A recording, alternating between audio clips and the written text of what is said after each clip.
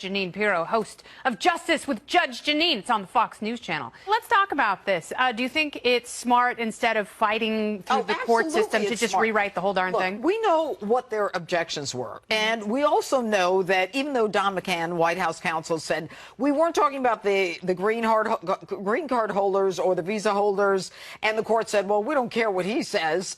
So we knew that had to be changed right away. Yeah. And there's no point in litigating something which could be mooted by a new executive order. Yeah. And so then they started looking at, in addition to the green card holders, the visa holders, well, let's talk about the fact that there was this criticism that there was a minority, the Christians, that were being referenced in this. And it made perfect sense to me, because in order to be granted asylum, if you are a minority religion in one of these countries, you get a preference. Okay. You know, the liberals couldn't deal with that. No, because they say this applies a religious test. But asylum allows for a religious test. Yeah. If you are a minority religious community and you are being persecuted. And there's a difference between asylees and refugees. Right. And yeah, perfect. Very good.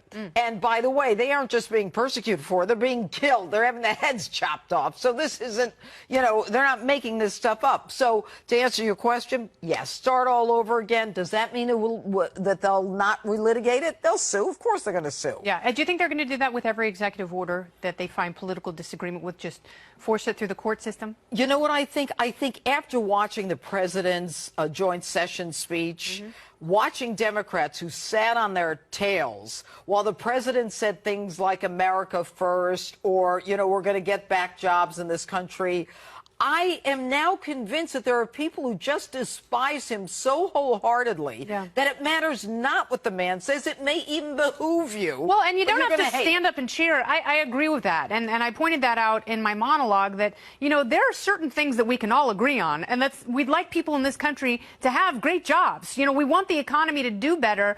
Those are our beliefs that no party, they shouldn't. So at least a smattering of polite applause if it's something you minutely agree with, especially in a centrist speech. Now, are you surprised that he didn't talk specifically about Dreamers and this sort of retooling of his immigration stance? Yes and no. I think he did. I read it into it because he said it's not going to happen without some concessions from both sides. Yeah. And you juxtapose that with what he had said ahead of time, which is, you know what, and he's hinted at this for a while. You know, these kids, they're undocumented, but they came here as young children. They were educated in our schools. And by the way, in terms of how he feels about people educated here and then going back to their home countries, I mean, why don't we take advantage of this? So I think that I think he handled it perfectly. Do you think that Dreamers should be given citizenship? I think that given that immigration will be one of his signature issues, I think he understands that there are certain things he's got to give on. Yeah. And unfortunately, with Ronald Reagan in '86, when he gave amnesty to everybody, and then so now we're going to end it, and we never ended it. He's got to end it after he makes a decision where he's going to bend a little. Unfortunately, we have to end this conversation. Come back and see me soon, Judge. I will. Always great to see you. Always great Judge to be with you. Jeanine. Ow. All right, coming up. Mayors in several major U.S. cities are defying President Trump when it comes to illegal immigrants and sanctuary cities. Joining me now is Sheriff Thomas Hodgson of Bristol County, Massachusetts. Sheriff, thanks for being here. Now, thanks for having me, Judge. It's good to have you back. And we've talked to you a lot on Justice about the issue of illegals and crimes that are being committed. But it seems that with the election of President Trump, more and more mayors are telling the police chiefs and the members of their community that, you know what, don't worry about it. You're going to stand down and you are not going to work with federal authorities. Now, let me make one thing clear. People are always talking about the 10th Amendment, anti-commandeering and all that stuff. We don't expect local authorities to do the job of the feds. But that doesn't mean that you cannot, as a local official, give us information. Correct? That's correct, Judge. All right, good. Now, President Trump has indicated he's bringing back secure communities, which is a sharing of information. And by the way, he's also starting a victim program for victims who have been victimized by illegals. And he's going to be putting out statistics of victims who have been harmed by illegals in sanctuary cities. So what is the benefit to the politicians who are telling their chiefs that we don't want you to to work with the feds on this if they want to deport an illegal criminal. And what is the benefit to a police chief who has spent his life or her life fighting for crime victims? Well, in these sanctuary cities, the benefit to the elected officials is all about politics. It's about votes. It's about the families who are there who have illegal members that are coming into their communities. And these mayors and elected officials using this sanctuary city policy as a way to try to garner votes in favor of them. So they're pimping for votes. Let's talk about the police chiefs. You're a sheriff. You're different. But a police chief has spent his life, and I've worked with enough of them. I had 43 of them when I was the DA. All right. Each one is autonomous. They, after all the years that they have fought to put criminals in jail, going to say, gee, you know what? I'm going to let this illegal skate. I'm not going to let this American skate. What is that about? You know, Judge, I think it has a lot to do with the fact that these police chiefs are hired by mayors. Their welfare is dependent on that. But, you know, that's more troubling to me than anything. When we have police chiefs or people in law enforcement saying we're going to allow a certain class of people to be forgiven from abiding by our laws, knowingly that they're violating those laws, to me, it doesn't get any worse than that in law enforcement, and we can't have that. Frankly, I think if we're going to really start to put an impact on this problem, and I commend President Trump for everything he's doing on this issue, he's coming at it the right way, but I will tell you, yeah, maybe you have to take some monies, but some of that might impact some of the people in the community. But if you really want to make an impact and you want to see these sanctuary cities shrivel up real quick, start issuing arrest warrants on these elected officials who are also trying to become a special class of people that don't follow the law. So what you're talking about is filing a federal charge of aiding and abetting conspiracy, making them complicit in basically harboring these illegal aliens, not just for being illegal. That's not what we're talking. We're not talking about the guy who's cleaning a house or raking the lawn. We're talking about the criminal illegals who commit crimes in this country, correct? Judge, absolutely, Judge, and it's clearly spelled out in the federal law under Title 8, Section 18, 1324, and it even spells out elected officials. So it's up to 5 years per alien that you attempt to harbor or conceal. We need to send a strong message. And you never know what's going to happen under President Trump. Sheriff Thomas Hodgson, thanks so much for being with us this evening. Thanks for having me, Judge. Great to be. But first, my opening statement. If you're a cop working in a sanctuary jurisdiction, then you're being directed by left-wing liberal progressive mayors and governors to protect illegal criminals who not only violated our laws in coming here, but in addition committed crimes while here.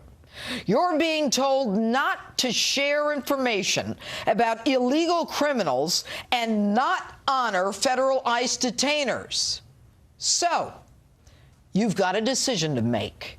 And if this is a tough one for you and you can't figure out what your sworn obligation is, then get the hell out of law enforcement. Think back to the day you graduated from rookie school, when you got a badge and a gun. You earned the right to protect us. We trusted that you understood your mission. We were proud of you. Proud to count you in that blue wall that every day separates a civilized society from a chaotic and barbaric one. Your job? To protect the innocent, follow the truth, arrest the criminal, be true to your oath. That oath is not negotiable. It is not for sale, and neither are you. You knew this when you signed up. And no namby-pamby, bleeding heart, left-wing socialist political whore has the right to demand that you defy that oath. And if you don't have the courage to do what you know needs to be done, then you don't deserve to wear that badge. Take a look at what happens when you listen to these wimps, when you free the criminal wanted for deportation. All of these innocents were killed by illegals. On the right, innocent victims. The left, they're killers. Some accused, others already convicted. All of them illegals who were deported, then came back to the United States and went on to kill after they returned. There are thousands more like them, and every one of those politicians that ordered you not to cooperate with federal authorities has the blood of these innocent victims on their hands. And I hate to say this, but every one of you in law enforcement who bought into this liberal nonsense also has blood on your hands. You would never allow an American criminal to roam freely in your jurisdiction if another law enforcement agency asked you to hold them. Why change the rule and prioritize the illegal for whom there is a want? Why would you release them and not notify a fellow law enforcement agency? If you release the criminal, you guarantee a fellow officer or agent is going to be in harm's way when they go out to find that criminal. To be clear, we're not talking about, nor is anyone asking you to notify ICE about the illegal who's simply working in the field, the waitress, the babysitter, or someone cleaning a house. So what to do? You notify ICE as soon as you can. And I don't care what you have to do to get that done. If you have to do it quietly, anonymously, behind closed doors, underground, through a special hotline, email, or carrier pigeon, damn it, just do it. You instinctively understand danger. It's in your DNA. If you have an MS-13 gang member whose initiation you know requires that he beat someone to death or rape someone in front of his fellow gang members, and you don't tell ICE, you have blood on your hands. Americans have the right to know when they're in danger. Why would you treat an illegal criminal different than an American criminal? Hell, maybe law-abiding states should clear out their prisons and send their own criminals to sanctuary states. Since they're open to taking other countries' criminals, the least they can do is take ours. Can't you see that you're being used in a political tug-of-war? If this is a tough one for you, and you're going to start listening to the ACLU or some liberal mayor who doesn't give a damn about you, your contract, or your oath, directing that you release the wanted criminal alien out the side door, then maybe you should rethink this whole thing and go into social work. You're too damn dumb to be in law enforcement. And that's my